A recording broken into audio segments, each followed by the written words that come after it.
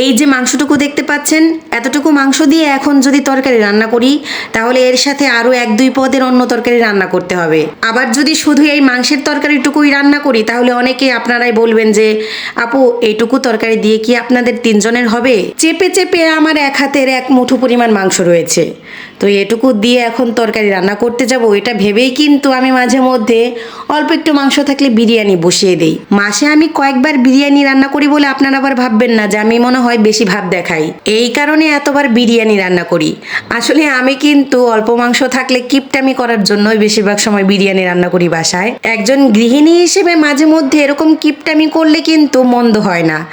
মাংস কিন্তু আমি শুধু দিব না, ওখানে কয়েক পিস আলুও দিব। আর বিরিয়ানি মাংস দেওয়ার আগে আমি মশলাটা আগে কষিয়ে নিয়েছি। এখানে আমি হাতে মশলাটা আগে বানিয়ে নিয়েছি, টক দই, টমেটো সস আর বিরিয়ানি প্যাকেটের যে মশলাটা থাকে ওখান থেকে একটু মশলা দিয়ে মিক্স করে নিয়েছি। এরপর আদা রসুন বাটার সাথে ওটা ভালোভাবে কষিয়ে নিচ্ছি। মাংসের যে পরিমাণটুকু দেখতে পেয়েছেন ওখানে 2 পোয়া পরিমাণ চাল দিলেই হয়ে যাবে। 2 পোয়া চিনি গুঁড়া চাল নিয়েছি। এবার মাংস আর সেই আলুগুলো একসাথে কষিয়ে নিচ্ছি। বেশিরভাগ সময় আমি আলুগুলো আলাদা করে ভেজে নেই, কিন্তু আজকে অল্প সময়ের মধ্যে রান্নাটা শেষ করতে হবে বিধায় আলু একসাথেই দিয়ে দিয়েছি। কিছু সময় মানহার বাবা বাসায় ফেরার পর যখন দেখে যে আমি বিরিয়ানি রান্না করেছি বা করছি, তখন সেও আমাকে বলে বসে যে আজকে মনে হয় তুমি হাতে সময় পাওনি। আগে কয়েক পদের তরকারি রান্না করতে পারতাম, এখন কেন জানি শরীর আর ভালো লাগে না। আর মানহার স্কুল থেকে ফেরার পর বাসায় এসে কোনো কিছু রান্নাই করতে ইচ্ছে করে না, মন চায় যে বিছানায় গিয়ে শুয়ে পড়ি। যখন খুব বেশি টায়ার্ড লাগে মানহার বাবাকে তাই ডেকে বলি, শোনো আজকে আর কোনো কাজ টাজ দিও না, বয়স বাড়ছে, অনেক ক্লান্ত লাগে, এখন বেশি কাজও করতে ইচ্ছা করে না। তখন সে হাসে যে মেয়ে বড় হওয়ার আগে এখনই যদি ক্লান্ত হয়ে পড়ো তাহলে বাকি কাজগুলো কবে করবে? সংসারের তো এখন কিছু শুরুই হলো না। আমার মা চাচিরা দেখো না 30-40 বছর যাবৎ সংসার করছে, বাকি সময় তুমি যে কি করবে সেটাই বুঝে উঠতে পারি না, এত ক্লান্ত হয়ে পড়ো তুমি।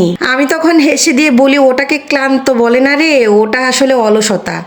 অলসতা এমনভাবে আমার উপর ভর করেছে, কোনো কাজে মনই বসে না। অনেকে বিরিয়ানি বা পোলাও রান্না করতে গেলে গরম পানি ব্যবহার করেন, মানে পানি আলাদা করে ফুটিয়ে নেন।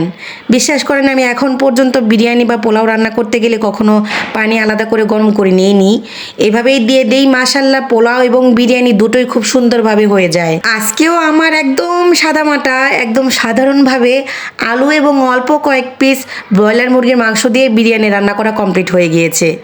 দেখতেও মাশাআল্লাহ অনেক সুন্দর হয়েছে, একদম ঝরঝরা হয়েছে। আজকে যে কড়াইতে মাংস কষালাম সেই কড়াইতেই বিরিয়ানি রান্না করে ফেলেছি। পাশ থেকে একটুখানি টেস্ট করে দেখলাম, মাশাআল্লাহ খেতেও অনেক ভালো হয়েছে।